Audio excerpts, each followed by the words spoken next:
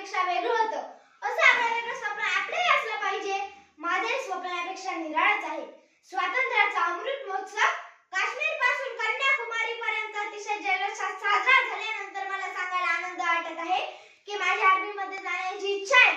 मला आपल्या देशासाठी, आपल्या राष्ट्रासाठी लढणारा सैनिक व्हायचं आहे. माझं लहानपणापासून आवडतं खेळ होतं बंदूक आणि देशासाठी लढणारे छोटे छोटे सैनिक. मला लहानपणापासून बंदूक चालवण्याचा आणि छोट्या सैनिकांसोबत खेळण्याचा छंद आहे.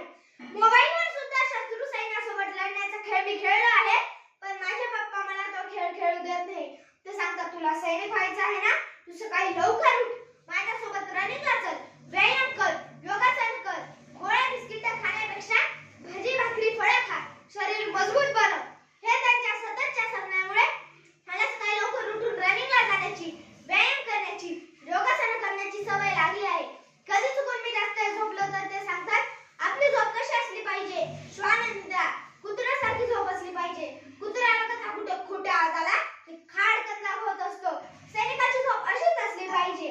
आमच्या टीचरांनी आम्हाला एकदा विचारलं होतं तुम्हाला मोठं होऊन काय व्हायचं आहे. त्या मुलांनी निरनिराळ्या गोष्टी सांगितल्या. टीचर म्हणाल्या